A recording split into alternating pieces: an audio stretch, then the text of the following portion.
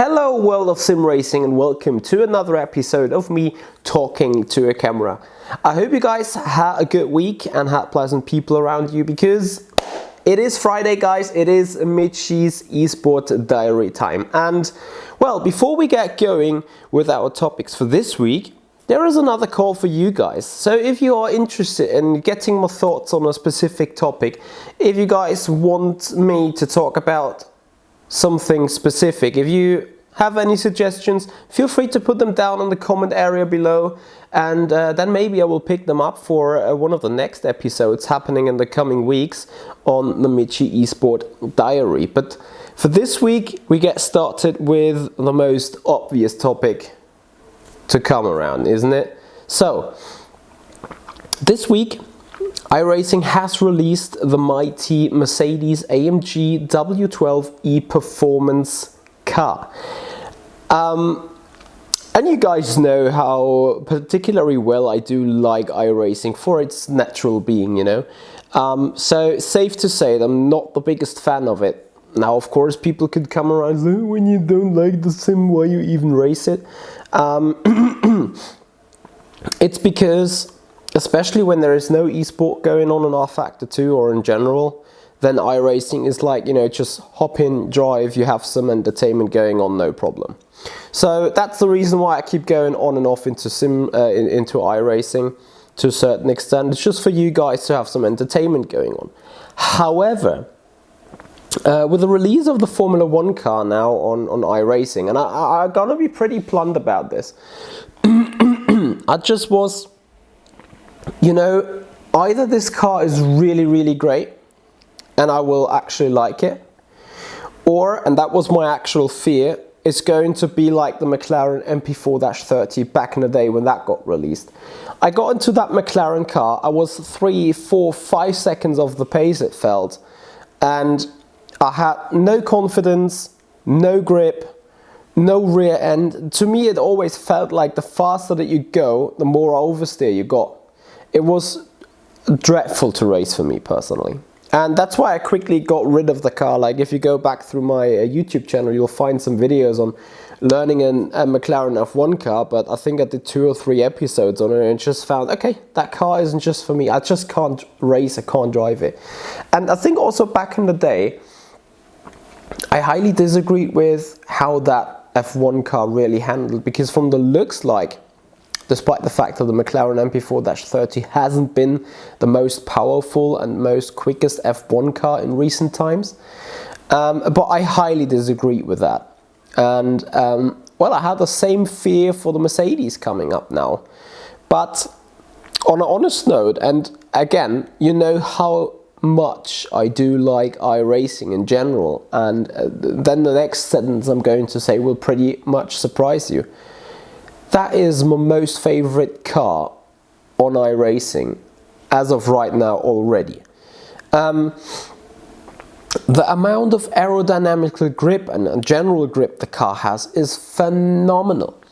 It is just so insane. Like, we all know, you know, some people are calling iRacing ice racing at some time.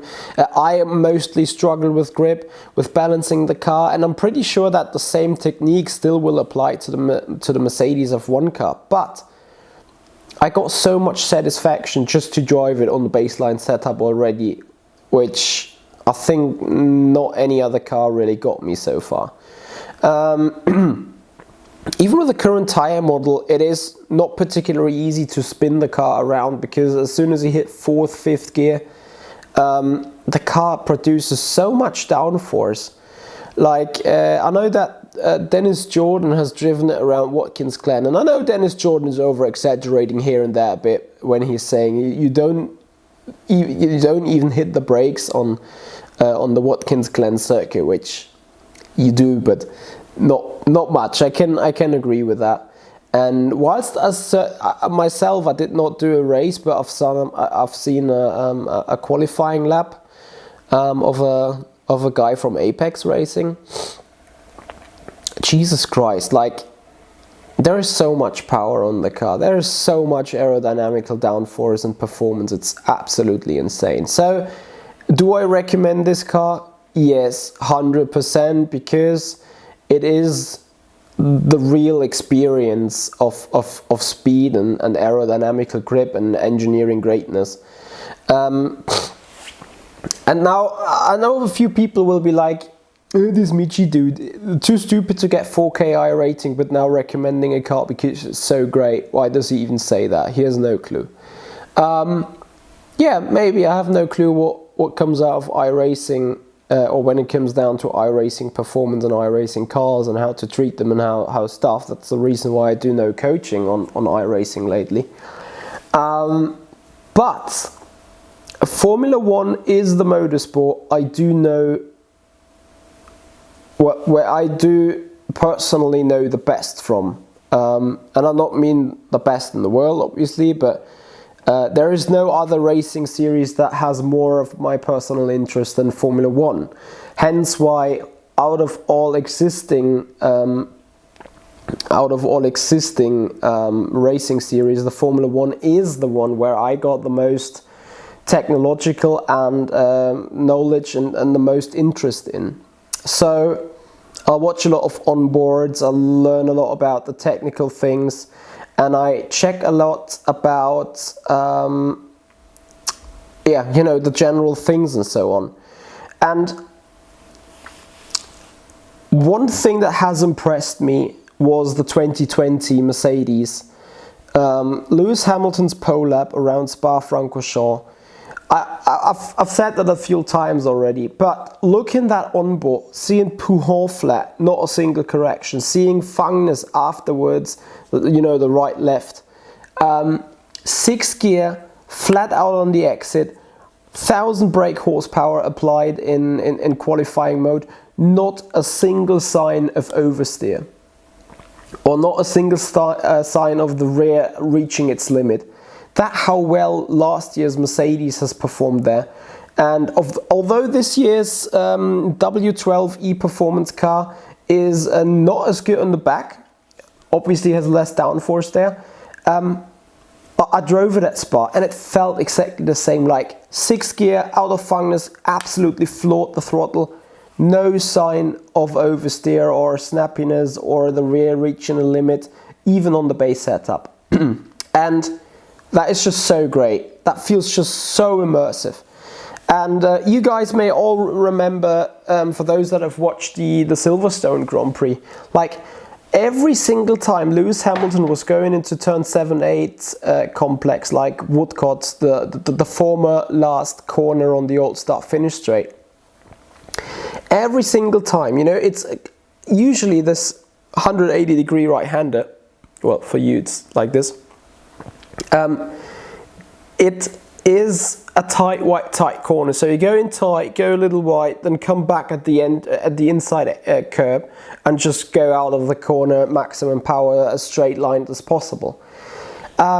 We've seen Lewis Hamilton with his Mercedes going tight, then wide, but never made it tight again. I don't know, like it always looked like slow, it always looked like off the curb, it always looked like that he's losing some time there, not maximizing the track. But tell you what, I did the same with the Mercedes around Silverstone, and it worked. I don't know why really, like every time I tried to come back to the inside curb, being a little bit more hesitant on the actual turn and just wait a little longer before applying the throttle to make the car pointing back to the inside curb, and then go out on the exit curb and just floor it. I did a couple of times. It wasn't faster. However, the car just stuck to the ground on the outside line, fully mounting the exit curb, close to the gravel, close to the iRacing track cut system, and that was impressive. Like that was a really aha moment, how we call it in Germany. Where I was so surprised that this actually worked. And on Tuesday before the actual release, I listened to the podcast Downshift from iRacing, where they had James Fowles, the chief track engineer from the Mercedes F1 team, for 20 minutes talking about how this car was produced, how this car was developed, and how this car should drive. And he also said Cops flat, Kuhon flat, so much aerodynamical downforce, and they really got this into iRacing and into the car, which I think is impressive. And this is what I mean. I've never driven the Formula 1 car, I've never driven any race car at all, but just from watching Lewis Hamilton or Valtteri Bottas onboards and comparing it to what the Mercedes is actually doing in iRacing, it is a 99% match of things. It is unbelievably real and looks unbelievably realistic. And that is really impressive work Mercedes and iRacing have put that together. And yeah, of course, would like to have the car in rFactor 2, but kudos to iRacing for doing this specific job in the way they did it. It is absolutely phenomenal. It has so much grip, like really so much grip. For iRacing levels, it has the biggest grip ever built in any of the cars of them. So yeah, it's just so great. It makes so much fun to drive. And right now, and that may be a goodie for you guys, right now I'm checking the possibilities, especially with the calendar coming up in rFactor 2, but I'm checking the possibilities of running the SOF races in this machine. So if in the near future we will have Road to A license again, because that's what we need in order to be allowed to compete in the F1 Mercedes, we will stream some practice, stream some races maybe. I will use the car a lot. I will spend a lot more time in iRacing in the next couple of days, not in the next couple of days because there's LMVS, but generally speaking in the next couple of periods. And we will do a lot of work in the back scene. I'm going to work together with a guy and with a team, obviously, if someone from Esport is going deeper into the car. And I want to get up to speed. I seriously want to try hard and get up to speed on the iRacing Mercedes F1 car. And well, then we see, maybe I even gain some iRating and gain some joy. But surely you guys gain some entertainment from that, whether that's me raging or actually doing well for once. Let's have a look how this pans out. Next topic, LMVS. You guys know that there was a red flag in the Nürburgring race. Now, rFactor 2 has conducted a lot of testing over the past couple of days and weeks, and I'm pretty sure that we will soon hear what their findings were. Like, funny enough, it was refreshing to see then on iRacing's update day on the Tuesday, when they wanted to come back online, Amazon AWS services have failed and kept them down for another 3 to 4 hours. The memes though, like it's good to see that not only rFactor 2 has been suffered from, like, you know, being pointed at when there were issues, but also iRacing to the same extent as well. So anyway, to come back on the point, I'm looking forward, and I'm pretty sure that the world is looking forward to hear what has actually caused the red flag. Personally, I have no idea yet. As a fact, though, that it happened to more servers at the same time, so there were a few other races running parallel to the LMVS 8 hours of the Nordschleife that suffered from the same issue. I personally had the feeling that it was not game related, not rFactor 2 issue. Maybe something with the matchmaking, maybe something with, I don't know, something different. But I have, you know, like, it wasn't the servers going down, the cars were just ghosting. The positioning was still tracked, the times were still tracked, the positions itself was still tracked. Also, the track position was partially just still tracked, but overall, as soon as everything came back online and back to live, all the positions have still been tracked correctly. So that made me feel like, okay, this wasn't an rFactor 2 failure, as rFactor 2 still kind of worked in that sense. But yeah, if we will find out the real reason, we'll see. I'm looking forward. I'm pretty sure that Studio 397 or MSG, I'm pretty sure they will come around and give some inside information into that, as it is from public interest indeed to see why this issue has occurred and what can or cannot be done against it or about it. So yeah, pretty interested to see what's going to happen in that area. And then last but not least, we had some setup guiding going on for the current Sim Formula Europe 2021 competition. If you have missed it, up there is the link. Up there is the link to the video with the setup guide. And the setup you can find on the Discord channel, which you can find down the entry link in the comment area below or in the video description. So if you're interested after seeing the setup guide to get in, subscribe to the Sim Formula Europe qualifier, then you can enter my community Discord server. In the setup market area, there is the setup available for you. A short disclaimer towards that guide, and this is a perfect example why I'm doing this video format. So even for those that have seen the setup guide itself, or for those that are still about to see it, there is some important information for you guys. I have actually made a fuck up. Excuse the language, but it was right in the same day that I conducted that setup guide. In the evening I had doing some coaching with Mark McNaughton. That session at some point is becoming available to the public, by the way. I had some coaching with him going on, and the first thing I taught him was like, turn 3, take the upper way, always the upper way in the around the Sandford track.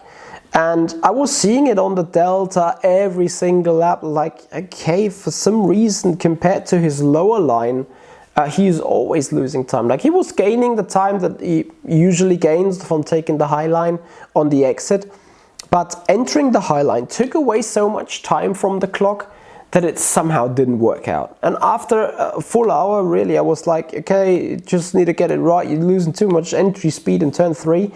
And I was doing it the same all the time. Like, I never even tried the lower line, because no matter which car, whether that was Tattoos, whether that was Formula Sim Racing, whether that was Formula Pro, whether it was the GT3s or the GTEs or any other car that I've raced around there, the high line always looked good and always was quick. So I didn't even think about the line being wrong. However, all that time made me looking like, this can't be. Like, why is he not speeding up in the time wise when taking the high line into turn 3? And then I was watching a hot lap that has come on in the same glimpse of time, and you know what I saw? Like, medium to low line in turn 3, and it was like, what? Okay, I need to try this. And we also tried this live, and I went down the lower line. I gained 2.5 tenths, exactly the time that Mark was always losing on himself. I was gaining 2.5 tenths on my own time of just setting that session, and I was like, what? Like, what? It was a complete F of my mind. It took me 5 minutes to actually accept and realize that I have been wrong so badly. And that will be something particularly interesting for you guys to watch as soon as the coaching is coming online. And that is the important information I want to give you when you will watch the setup guide. The line I'm taking through turn 3 is wrong. I need to admit that it is wrong. You need to be like more medium entry than going a little bit to the lower side and then still pushing out of the corner, going up the bank and going up the hill onto the back straight. Back then I didn't never think about or even feel the need of trying the lower line, because you know, history has told us always to be up there. Apparently there must have been some fix on the track, so I think that is the difference now. Take it more deep, take it more on the medium high side or on the lower side. It is certainly quicker. Sorry about not having found that out during the setup guide, or yeah, also sorry to Mark that I found out that earlier in the coaching, but that's an important one for you guys to look at. And yeah, I still hope that you can take something away from the setup guide. Again, it's a basic setup. All the setup guides I'm doing will be more like a basic setup, something you can race safely, something you can race quicker than with the standard setup or with the default setup, of course, but it doesn't contain the die-hard esport techniques, obviously. For the car itself, please note, there is a lot of time that can be found from using the TC override button, from using the distinctive driving style on rFactor 2, which is a bit sideways, is a bit drifty and slidey. You will need to apply that to the McLaren Senna GTR. And other than that, I hope you subscribe to the qualification. Top 60 will make it into the next round, so that should be quite an ambitious target for everyone. And I think it's doable for, like, of course, for everyone, and in the end will only be doable for 60 people, but still, like, you know, it's 60 people. It's not 20, it's not 10, it's not 5, it's 60. So there is plenty of chances for you guys to test a little bit out on the competition system on rFactor 2, to get yourself a ranking within the world. And hopefully you enjoy one of the most trickiest cars on one of the more trickier tracks in rFactor 2. The McLaren Senna, indeed extremely tricky, suffers from a lot of understeer, suffers from being weak on the brakes, and suffers from generally being a bit difficult to drive. But I'm pretty sure you guys figure it out. And yeah, guys, nothing left for me apart from wishing you a grande finale weekend for Formula 1. I'm tempted. Less than 48 hours, we know who's going to be the 2021 world champion. And I have my favorites, you have your favorites, and we're gonna find out whether our favorites won in the end. Guys, if you have any questions, anything you want to know, anything you want to add or comment on it, put them down in the comment area below. Looking forward to have a good discussion. Hope you guys have pleasant people around you on the weekend. Have a nice one. See you there next time. Goodbye.